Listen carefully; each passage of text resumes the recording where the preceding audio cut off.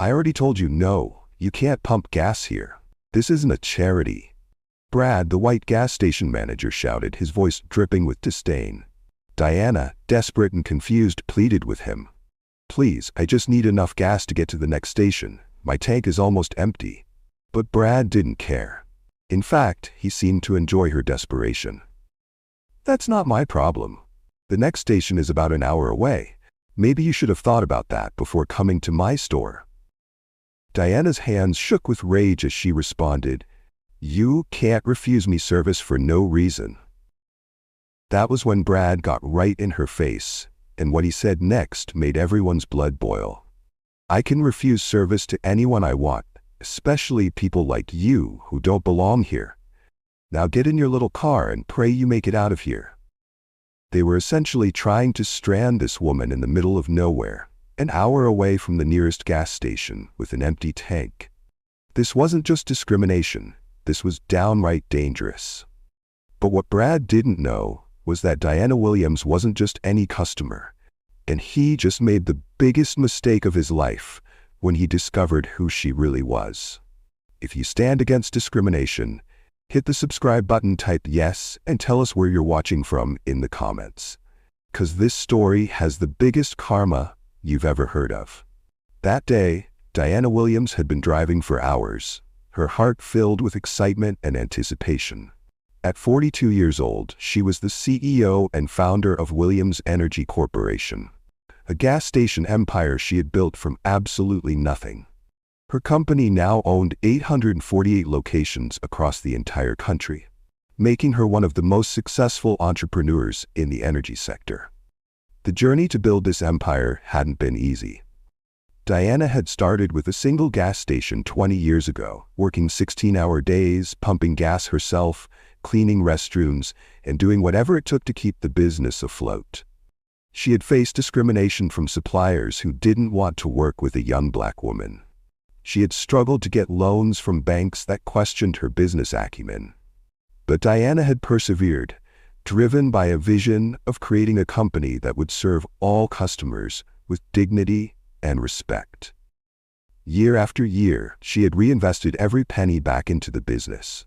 She opened a second location, then a third. Now, 2 decades later, Williams Energy Corporation was a billion-dollar company with nearly 850 locations from coast to coast. Diana employed over 12,000 people and served millions of customers every single day. She had achieved the American dream, but she had never forgotten where she came from or the values that had driven her success. But today wasn't about business. Today was about family. Diana was making the long drive to Stanford University for her daughter Sarah's graduation. She had been working 80-hour weeks for months, expanding into new markets and launching innovative new services. But she had promised herself that nothing would make her miss this moment. Sarah was graduating with a degree in engineering. Diana couldn't have been prouder. Her daughter was brilliant, driven, and compassionate, everything Diana had hoped she would become. This graduation represented not just Sarah's achievement, but the culmination of Diana's own dreams. She had built her empire not just for herself, but to create opportunities for the next generation. As she drove through the Nevada desert, Diana reflected on how far they had both come. She remembered working late nights at that first gas station while Sarah did her homework in the back office. She remembered the sacrifices they had both made. And now, here was Sarah, graduating from one of the most prestigious universities in the world. That was when Diana noticed her fuel gauge was getting dangerously low. The warning light had just come on, and she realized she had been so lost in her thoughts about Sarah's graduation that she hadn't been paying attention to her gas level. She needed to stop soon, or she might find herself stranded on the side of the highway. Diana looked at her GPS and saw that there were several gas stations coming up. She could have stopped at any of them: Shell, Exxon, BP. But then, she noticed something that made her smile. There was a Williams Energy Corporation location just ahead in Riverside, Nevada. One of her own stations. That was when Diana made a decision that would change everything. Instead of stopping at a competitor's station, she decided to pull into her own location. She had been thinking about doing some unannounced inspections anyway. As a CEO of such a large company, Diana knew that the only way to truly understand how your business operated was to see it through the eyes of a regular customer. Diana had learned this lesson the hard way early in her career. She had received customer complaints about poor service at one of her locations, but when she visited in her business suit with her executive team, everything seemed perfect. The employees were on their best behavior, the store was spotless, and the service was exemplary. It wasn't until she returned dressed as a regular customer that she witnessed the rude behavior and poor treatment that customers had been complaining about. Since then, Diana made it a practice to conduct surprise visits to her locations, always dressed casually so she could observe the real customer experience. She had discovered problems at several stores this way and had been able to fix them before they became bigger issues. So Diana had dressed casually that morning, just jeans and a Stanford sweatshirt, showing her pride in her daughter's achievement. The sweatshirt was a bit faded and worn, which made it perfect for blending in. She wanted to look like any other customer. Maybe someone's mom on a road trip. Nothing that would suggest she was a successful businesswoman. Diana pulled her car into the quick-stop gas station and immediately noticed how busy it was. Friday evening brought out lots of local customers. Families getting ready for weekend trips, teenagers grabbing snacks before heading out for the night, workers stopping by after their shifts ended. She could see people at multiple gas pumps, and there was a steady stream of customers going in and out of the convenience store. It was exactly the kind of bustling business she loved to see at her locations. High customer traffic meant good revenue, and good revenue meant she could continue expanding and creating more jobs. Diana always felt a sense of pride when she saw her stations busy and successful. But as Diana sat in her car for a moment, she began observing the staff more carefully. There was Brad Patterson, the 35-year-old manager who seemed to carry himself with an aggressive, territorial attitude. Even from a distance, Diana could see that he moved around the store like he owned the place, barking orders at the other employees and customers alike. Then there was Tommy Rodriguez, 28 years old, who appeared to be Brad's eager sidekick. Tommy hung on Brad's every word and seemed to be trying constantly to impress him. Diana watched as Tommy laughed loudly at something Brad said, even though she couldn't imagine what could be so funny about restocking cigarettes. Finally, there was Jessica Chen, 24, who seemed to follow their lead without question. Diana noticed that Jessica kept her head down most of the time and appeared nervous around both Brad and Tommy. She moved quickly and efficiently, but there was something about her body language that suggested she wasn't entirely comfortable. What Diana witnessed next made her stomach turn. She watched as white customers approached the counter and were greeted with warm smiles, friendly conversation, and helpful service. Brad would joke around with the male customers, asking about their weekend plans or complimenting their vehicles. He would compliment female customers and offer to help them carry heavy items to their cars. The staff went out of their way to assist these customers, answer their questions, and make them feel welcome. When one customer couldn't find a particular snack, Tommy personally walked him around the store until they located it. When another customer's credit card was declined, Brad quietly suggested they try a different card and didn't make a scene about it. But then Diana witnessed something that made her blood run cold. An elderly black customer walked in and approached the counter. The man was well-dressed, polite, and spoke perfect English. He asked Brad about air for his tires, explaining that one of them looked a little low, and he wanted to check the pressure before getting on the highway. Diana watched in horror as Brad barely looked up from what he was doing. Without making eye contact, he pointed dismissively toward the back of the store and said, "Machine's over there. Figure it out yourself." No help, no directions about how to use the machine, no offer to check if it was working properly. Just cold, rude dismissal. The elderly man looked confused and a little hurt. He thanked Brad anyway and walked toward the back of the store, clearly trying to maintain his dignity despite the poor treatment. Diana's heart broke watching this sweet old man being treated so disrespectfully. But it got worse. As the man walked away, Diana saw Tommy lean over to Brad and whisper something that made them both chuckle. She couldn't hear what was said, but their body language and facial expressions made it clear that they were mocking the customer behind his back. Diana's heart sank. This was her business. These were her employees, working under her company name, representing everything she had worked so hard to build. And they were treating customers differently, based on how they looked, where they came from, and probably a dozen other prejudiced assumptions. Everything she had worked for, everything she had built, was being tainted by the very prejudice she had fought against her entire career. This wasn't just bad customer service. This was discrimination. And it was happening at a business that bore her name and reflected her values. Diana felt a mix of emotions washing over her. She was angry, disappointed, and frankly shocked. She had implemented extensive diversity and inclusion training at all her locations.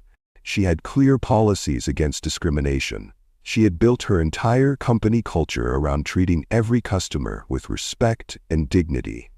How had this happened? How had employees like Brad been hired and promoted to management positions? How many other customers had been treated this way? How many people had walked away from her stores feeling humiliated and unwelcome? But Diana knew she couldn't jump to conclusions based on one interaction. She needed to see more. She needed to experience it firsthand. Maybe this was just an isolated incident. Maybe Brad was having a bad day. Maybe there was some explanation she wasn't seeing. So Diana took a deep breath, checked her appearance in the rearview mirror to make sure she looked like any other casual customer, and got out of her car.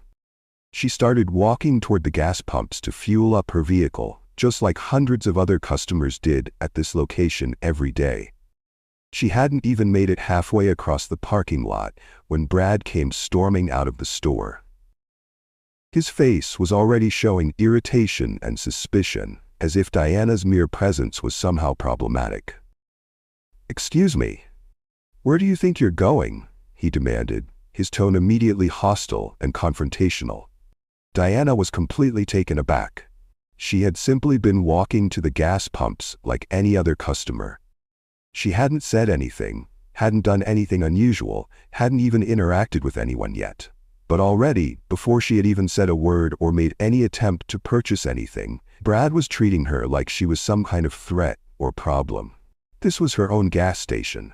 This was her own employee. And she was being challenged and confronted for simply trying to buy gas at her own business. In that moment, Diana realized that what she was about to experience was probably happening to customers at her locations every single day. How many people had been made to feel unwelcome at businesses that were supposed to serve everyone equally? How many customers had she lost because of employees like Brad? The question was, how far would Brad's prejudice go? Diana was about to find out, and what happened next would test every ounce of her self-control and professional restraint. If you're intrigued by this story, hit the subscribe button and tell us in the comment if you've ever faced discrimination like this before.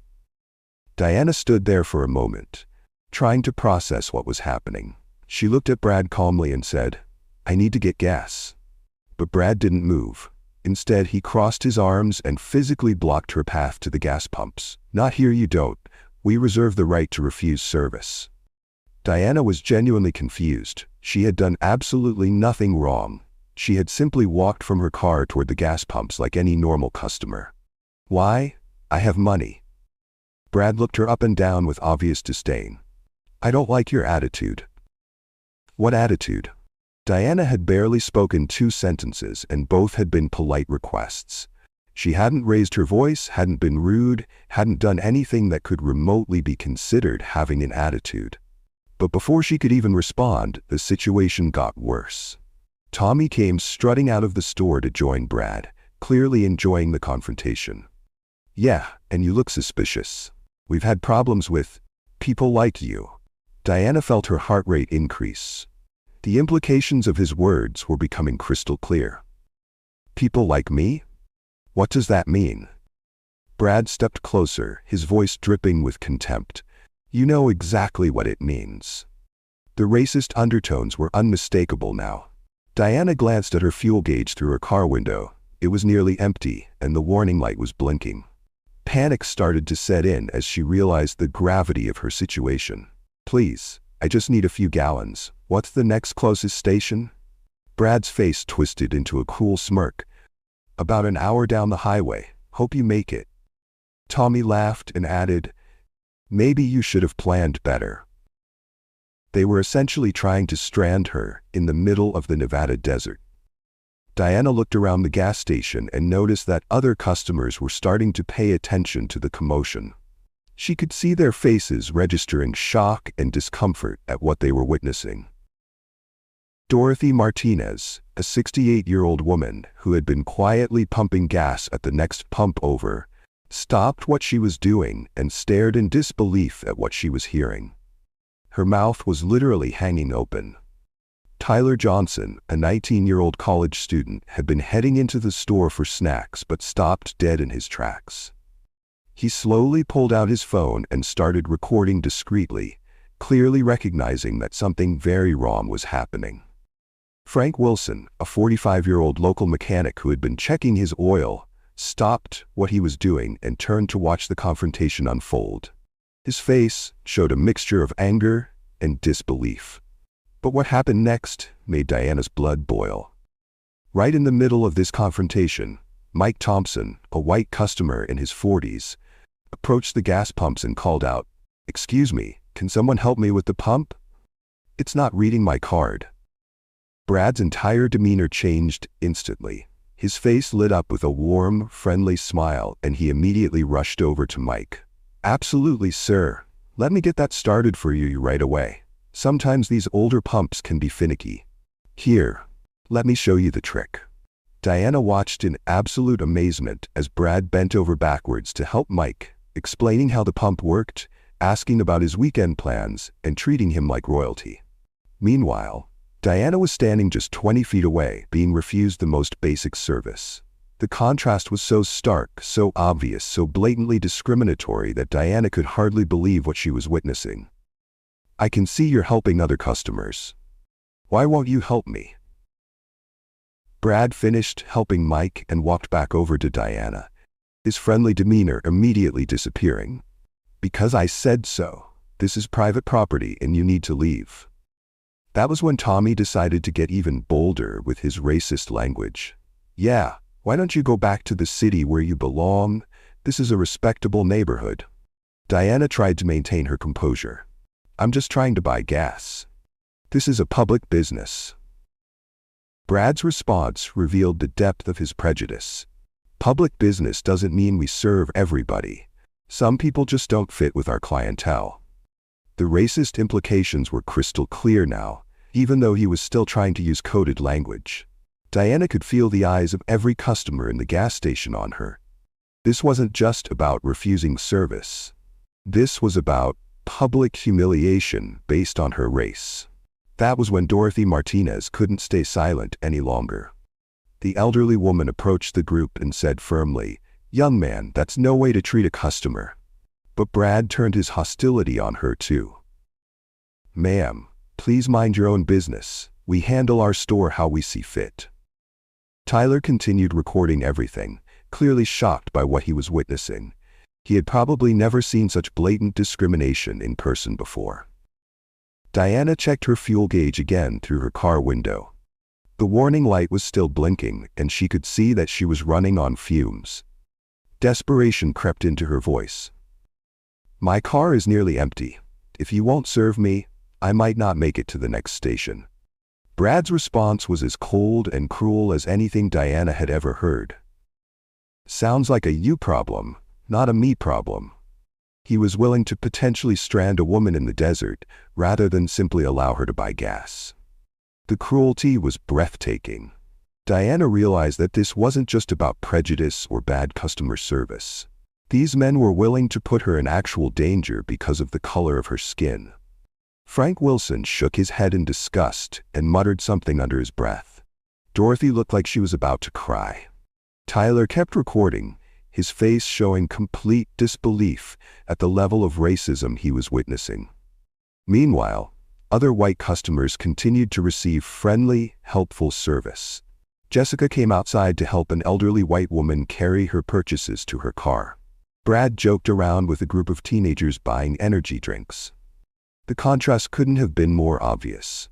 Diana stood there, fuel gauge on empty, an hour from the next gas station, being refused service at her own business by her own employees. The irony was almost too much to bear. She had built this company to create opportunities and serve all customers with dignity. Instead, her own success was being used as a weapon against people who looked like her. But Diana wasn't just any customer, and what Brad and Tommy were about to discover would change their lives forever. What would you have done if you were in Diana's shoes? Would you have revealed who you were immediately, or would you have kept quiet like she did? Tell us in the comments, and don't forget to like and subscribe for more stories like this. The situation was about to get much worse. Tommy decided to escalate things even further, laughing as he delivered what he thought was the perfect insult. Maybe you should have filled up in your own neighborhood before coming to ours. Diana stared at him in disbelief. The implications of his words were becoming crystal clear, but she wanted to hear him say it explicitly. My own neighborhood? What are you talking about? Brad stepped forward, his voice dripping with racist venom. Don't play dumb. We both know you don't belong here. The coded language was gone now. The pretense of legitimate business reasons was evaporating. Brad was making it clear that this was about race, about where Diana supposedly belonged and where she didn't. That was when the mask completely came off. Brad's voice got louder and his racism became absolutely explicit. He wanted everyone in the gas station to hear what he was about to say. Look, lady, I don't know what ghetto you crawled out of, but we don't serve your kind here. Take your food stamps and your attitude and get out. The words hit Diana like a physical blow. In all her years building her business empire, in all the discrimination she had faced and overcome, she had rarely encountered such blatant, vicious racism. Brad wasn't even trying to hide it anymore. He was proud of his hatred, displaying it like a badge of honor. The assumptions in his statement were staggering. He assumed she was poor. He assumed she was on government assistance. He assumed she came from the ghetto. All of these assumptions were based on nothing more than the color of her skin. Tommy, emboldened by Brad's explicit racism, decided to add his own cruel twist. Yeah, and good luck making it an hour on fumes. Maybe next time you'll think twice about where you try to shop. The cruelty of this statement was breathtaking. They weren't just refusing her service. They were actively hoping she would be stranded in the middle of the Nevada desert. They were using her desperate fuel situation as a weapon of racial intimidation.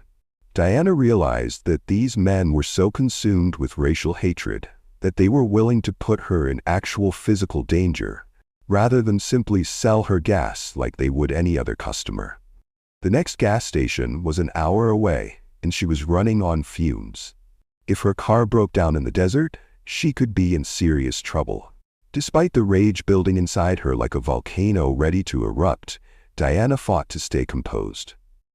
She knew that losing her temper would only give them more ammunition to use against her. She had learned long ago that maintaining her dignity in the face of racism was often the most powerful response. You're refusing me service based on my race. That's illegal. Brad laughed in her face, the sound harsh and mocking. Prove it. I'm refusing you service because I don't like you. That's my right. He was so confident in his ability to get away with his discrimination. Brad truly believed that he could refuse service to Diana based on her race and simply claim it was for other reasons. He had probably done this before and gotten away with it. Then Brad did something that shocked even the other customers who were watching this unfold. He started making exaggerated crying motions, wiping fake tears from his eyes and making whimpering sounds, mocking Diana's desperate situation. Oh no, the poor lady might run out of gas. Maybe she should have thought about that before disrespecting our business. The cruelty was breathtaking. Here was a woman whose car was literally running on fumes, who might not make it to the next gas station, and Brad was mocking her potential predicament, like it was some kind of hilarious joke. He was actually enjoying the thought of her being stranded in the desert. Diana looked around at the other customers, seeing the shock and disgust on their faces. These were local people, members of this community, and even they were appalled by what they were witnessing. That was when Frank Wilson, the local mechanic who had been getting gas for his truck, couldn't stay silent any longer. "This isn't right. She just wants gas." Frank's voice was quiet but firm. He was clearly uncomfortable confronting Brad, but his conscience wouldn't let him stay silent in the face of such blatant injustice. But Brad immediately turned his threats on Frank, his voice becoming menacing. "Frank, you want to keep getting your truck serviced here? Mind your business." The threat was unmistakable. Brad was essentially saying that if Frank continued to defend Diana, he would be banned from the gas station. Even Frank, a local customer who probably spent hundreds of dollars there every month, was being intimidated into silence for simply suggesting that Diana deserved basic human decency. Frank's face showed his internal struggle. He wanted to do the right thing, but he also needed this gas station for his business. Diana could see the conflict in his eyes, and she felt sorry for him. Brad was using economic intimidation to silence potential allies. Dorothy Martinez, the elderly woman who had been watching in horror from the beginning, pulled out her phone with shaking hands. "I'm calling the police. This is discrimination." Dorothy's voice was trembling with emotion. She had probably lived through the civil rights era and had seen this kind of racism before. She knew exactly what was happening, and she wasn't going to let it continue without a fight. Brad's response showed just how confident he was in his ability to get away with his racism. "Call whoever you want. We're not breaking any laws." He truly believed that he could refuse service to Diana based on her race and face no consequences.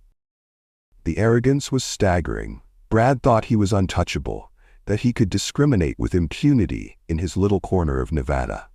Tommy nodded in agreement, clearly feeding off Brad's confidence. "Yeah, call them. Tell them we refused service to someone with a bad attitude. That's not illegal." They had their story straight. They would claim it was about Diana's attitude, not her race. Never mind that Diana had been nothing but polite and respectful throughout the entire encounter. Jessica, who had been watching from the store entrance, looked like she wanted to disappear into the ground.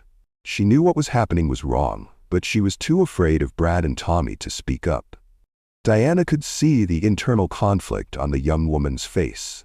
Tyler Johnson, the college student, continued recording everything on his phone. His face showed complete disbelief at the level of racism he was witnessing.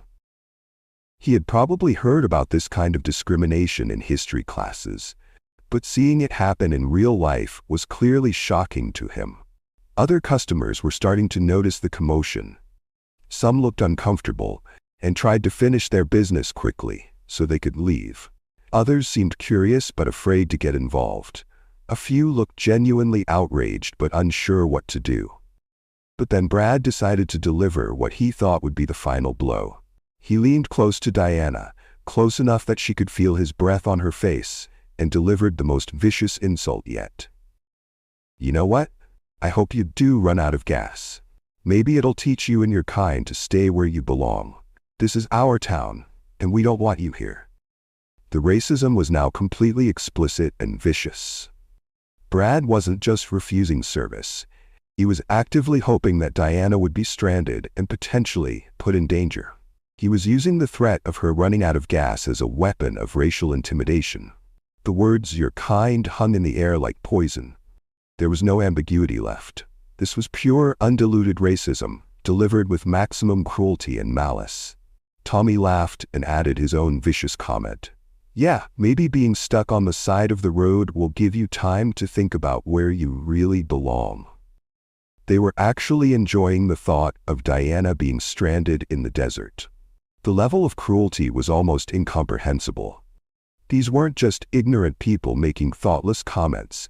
These were individuals who took pleasure in the idea of causing harm to someone based solely on their race. This was Diana's breaking point.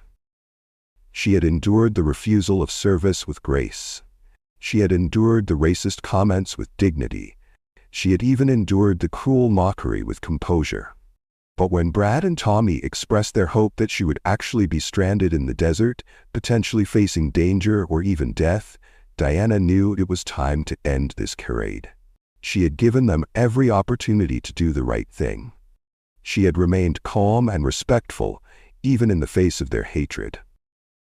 But they had chosen to escalate the situation to the point where they were actively wishing harm upon her. What do you think Brad and Tommy deserved? Tell us in the comments and hit the subscribe button now as we get to the heated part of this story. Diana pulled out her phone with steady hands despite the rage coursing through her veins like molten lava. The racism had become so explicit and vicious, and the added cruelty of potentially stranding her without fuel had crossed every possible line of human decency. She speed-dialed a number and waited for the answer. The phone rang once, twice, and then a familiar voice picked up. "David, it's Diana. Emergency at the Riverside location. I need you here immediately with security and HR." Her voice was calm and professional, betraying none of the fury she felt inside. This was the voice of a CEO who had just witnessed her own employees engage in the most blatant discrimination imaginable. Brad, who had been watching her make the call, burst into mocking laughter. The sound was harsh and cruel, filled with the confidence of someone who thought he held all the power. "Calling the NAACP? Your baby daddy? Nobody's gonna help you here, sweetheart. You're all alone in Trump country now." Even in the face of Diana's phone call, Brad couldn't resist delivering more racist taunts. The reference to Trump country was clearly meant to suggest that racism was not only accepted here, but encouraged. He was so confident in his position, so sure that he held all the power in this situation, that he continued to mock and insult her even after she had made what was clearly an important phone call. Tommy joined in the mocking. "Yeah, whoever you called, they can't do anything to us. We know our rights." They had no idea what was coming.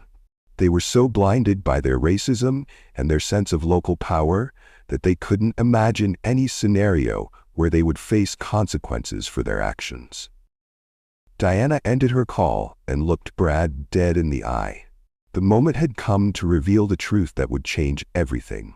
"I just called the head of operations for Williams Energy Corporation, the company that owns this gas station.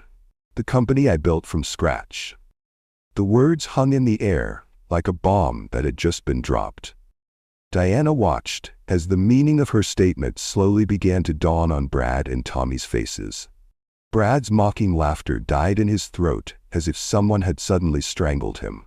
Tommy's cocky smile disappeared completely, replaced by a look of growing horror. Even Jessica, who had been watching from the store entrance, went completely pale as the implications of Diana's words sank in. They had just spent the last 20 minutes delivering the most vicious, explicit racism to the woman who owned their gas station. The woman who employed them. The woman who could fire them with a single word. The woman who controlled their livelihoods and their futures. The power dynamic had just shifted so completely and so suddenly that Brad and Tommy looked like they had been physically struck. The confidence, the arrogance, the sense of superiority, all of it evaporated in an instant. Diana's voice was steady and controlled as she delivered her final promise, each word carefully chosen for maximum impact. "In 7 minutes, I'm coming back with my team, and when I do, you're going to wish you had just sold me the gas." The threat was implicit but unmistakable. In 7 minutes, their world was going to come crashing down. In 7 minutes, they would face the consequences of their racism. In 7 minutes, Justice would finally be served. Brad and Tommy stood there in shocked silence, their minds racing as they tried to process what had just happened. The woman they had just tried to strand in the desert, the woman they had called every racist name in the book, was their boss. She owned everything they were standing on. Diana turned and walked back toward her car with her head held high, leaving Brad and Tommy standing there in the wreckage of their own making. The other customers who had witnessed everything looked at each other in amazement. Diana walked back to her car, her fuel gauge warning light still blinking ominously. She sat in the driver's seat for a moment, taking deep breaths and trying to process what had just happened. The rage was still coursing through her veins, but she knew she needed to channel it into something productive. She reached into her travel bag in the back seat and pulled out her business suit, a sharp, tailored navy blue ensemble that she had packed for Sarah's graduation ceremony. Diana had planned to change into it at a hotel before the graduation, but circumstances had changed everything.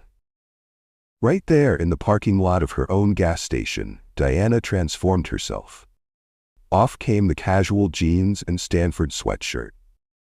On went the power suit, the one that had been featured on the cover of Forbes magazine when she was named Entrepreneur of the Year. She adjusted her hair, straightened her shoulders, and looked at herself in the rearview mirror.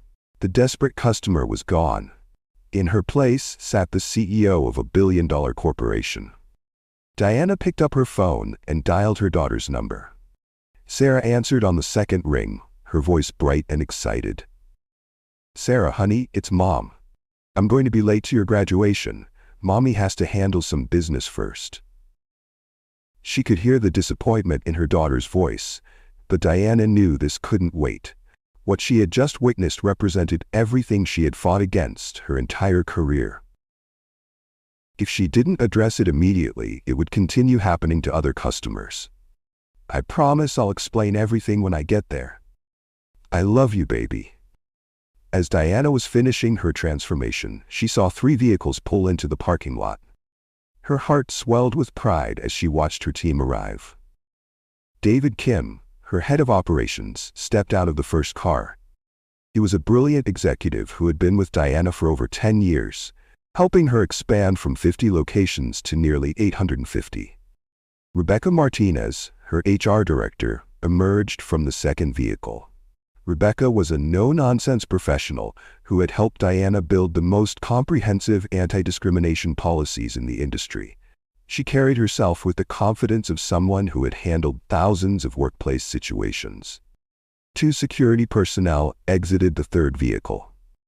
Diana had called them because she wasn't sure how Brad and Tommy would react when they realized their world was about to come crashing down. Diana met her team in the parking lot and quickly briefed them on what had happened. David's face grew darker with each detail she shared.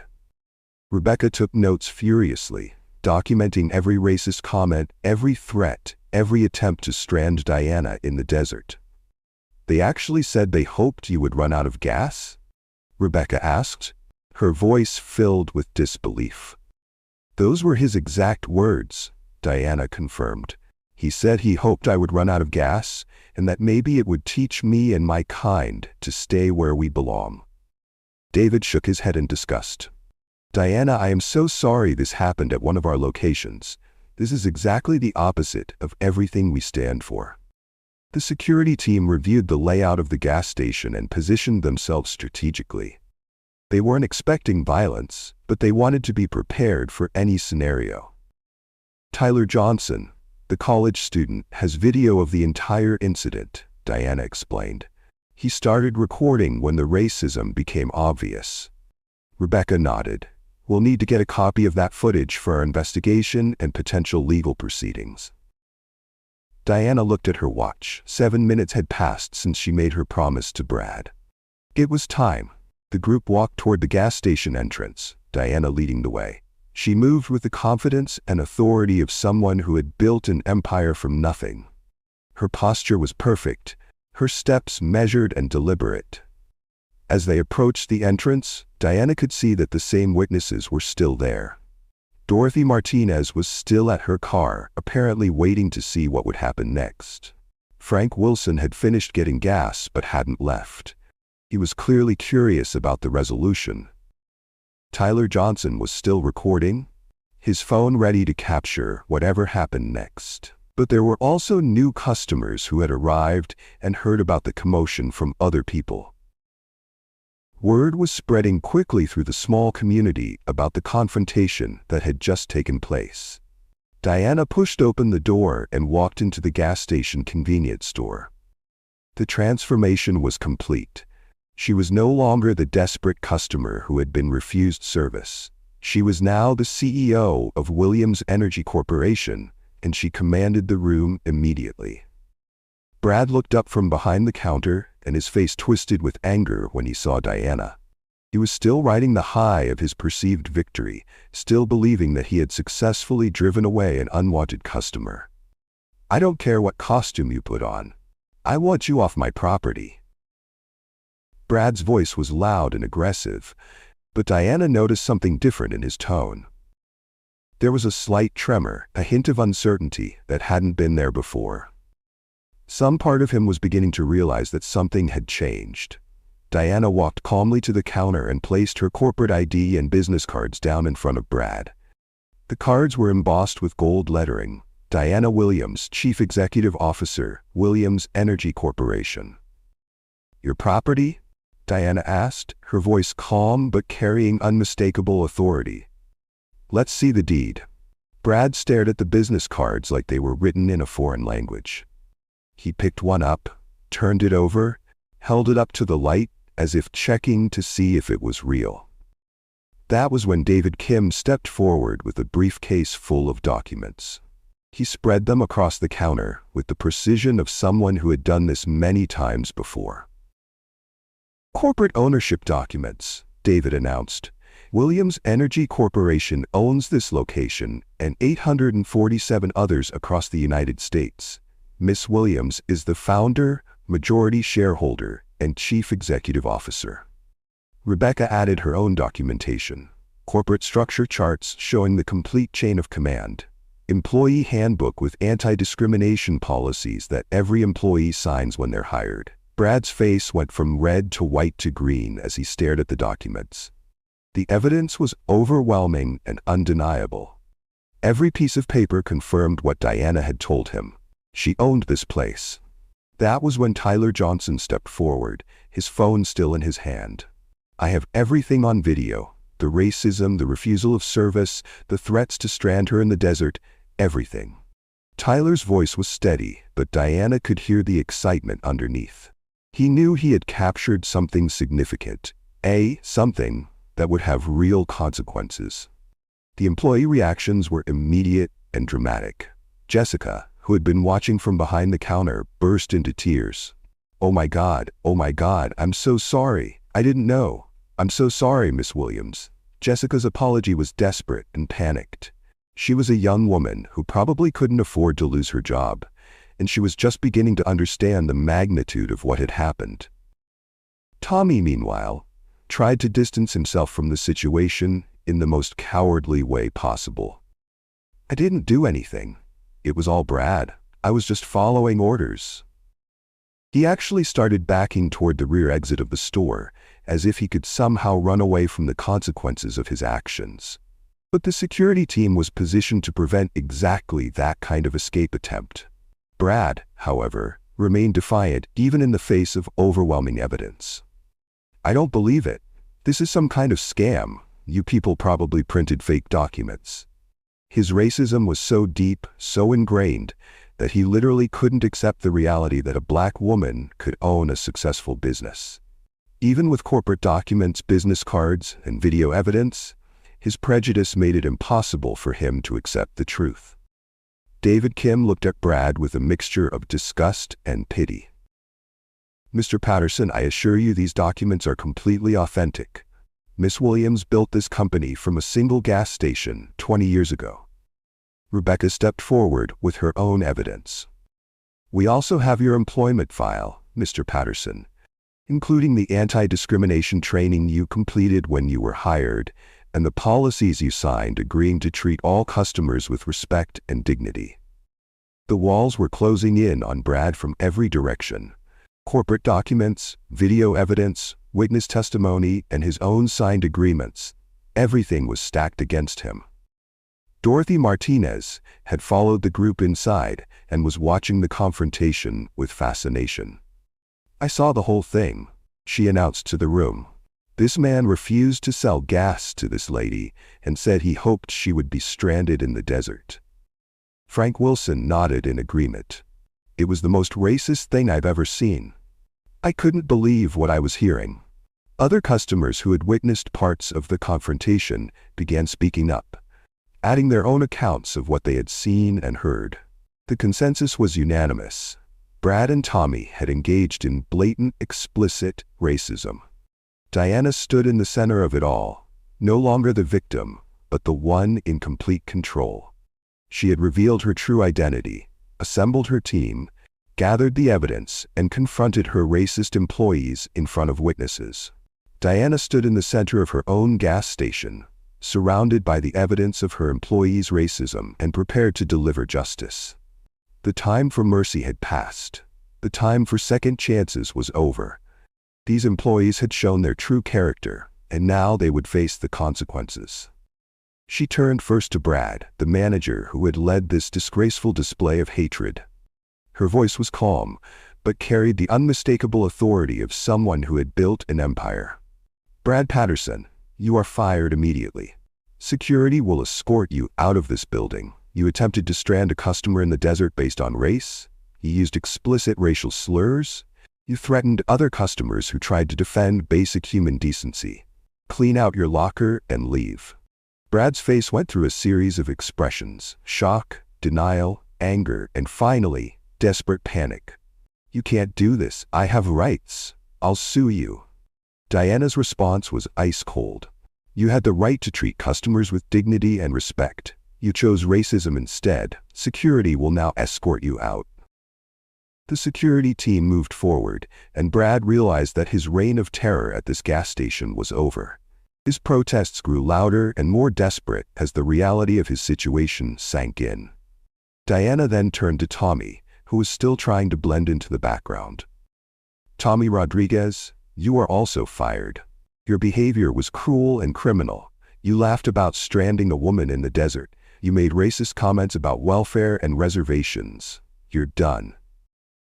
Tommy's cowardly facade crumbled completely. "Please, Miss Williams, I need this job. I have bills to pay. It was just jokes." "Racism isn't a joke, Tommy. And cruelty isn't entertainment. You made your choice when you decided to participate in trying to endanger a customer based on her race." Finally, Diana addressed Jessica, the young woman who had been crying in the corner. Many people might have expected Diana to show mercy to Jessica, who hadn't been as actively involved in the racist harassment. "Jessica Chen, you are also fired. Your silence enabled this hate. You stood by and watched as your coworkers engaged in blatant racism. You had multiple opportunities to speak up, to do the right thing, to show basic human decency. Instead, you chose complicity." Jessica's tears flowed harder. "But I was scared. I didn't know what to do." Diana's response revealed the wisdom of someone who had fought discrimination her entire career. Being scared is understandable, but staying silent in the face of hatred makes you part of the problem. I need employees who will stand up for what's right, not watch quietly while customers are abused. With all 3 employees terminated, Diana made an immediate announcement to everyone in the store. "This gas station will be closed for the next week for complete restaffing and retraining. We will reopen with employees who understand that we serve everyone with dignity and respect." But Diana wasn't finished.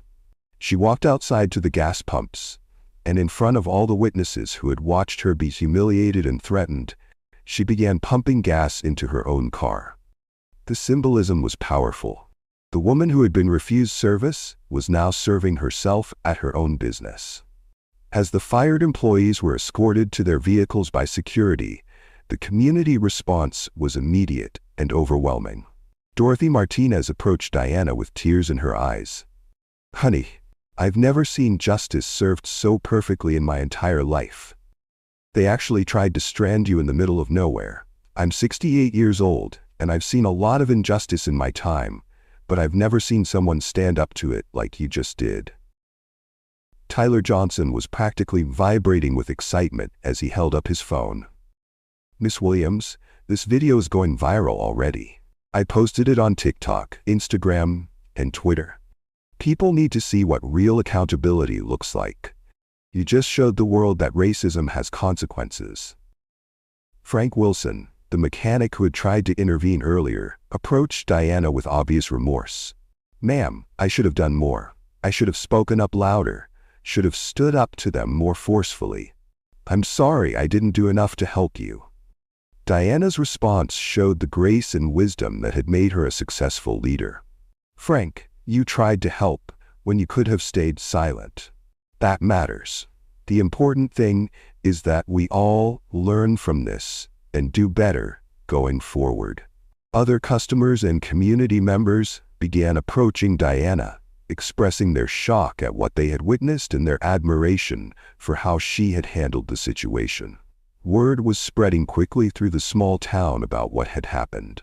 As Diana finished pumping her gas, she addressed the crowd that had gathered. "Let me be clear about something. No customer will ever be refused service at any of my 848 gas stations based on who they are, what they look like, or where they come from. We serve everyone with dignity and respect. That's not just our policy, that's our promise." The crowd applauded, and Diana could see the approval and respect in their faces. She had turned a moment of racist humiliation into a teachable moment for an entire community. Diana got back into her car and immediately called her daughter. Sarah answered on the first ring. "Sarah, honey, it's Mom. I'm fueled up and on my way to your graduation. I have quite a story to tell you about standing up to hate and why your education and success matter so much." Sarah's voice was filled with excitement. "Mom, someone already sent me the video. It's everywhere. I can't believe what those people said to you, and I can't believe how you handled it." Diana smiled as she started her car. "Sometimes, baby, you have to fight for what's right, even when it's difficult. Even when people try to make you feel like you don't belong. You belong wherever you choose to be." As Diana drove away from the gas station, she reflected on what had just happened. She had turned a moment of racist hatred into a powerful statement about justice and accountability. 3 employees had lost their jobs because of their racism. An entire community had learned that discrimination would not be tolerated, and a video was going viral that would show the world what real consequences for racism looked like. But more importantly, Diana was on her way to celebrate her daughter's graduation from Stanford University. She was driving to witness the culmination of everything she had worked for, the next generation achieving dreams that previous generations could only imagine. Diana had started this day as a successful CEO driving to her daughter's graduation. She had been temporarily transformed into a victim of racist harassment, but she had ended the day as something even more powerful, a symbol of justice, accountability, and the truth that actions always have consequences. The gas station behind her would reopen in a week with new employees and renewed commitment to serving all customers with dignity. The video of her confrontation would inspire countless other people to stand up to racism. And Diana Williams would arrive at Stanford University just in time to see her daughter walk across that graduation stage. Sometimes justice isn't just about punishment, it's about transformation. And Diana had just transformed a moment of hate into a lesson about the power of standing up for what's right.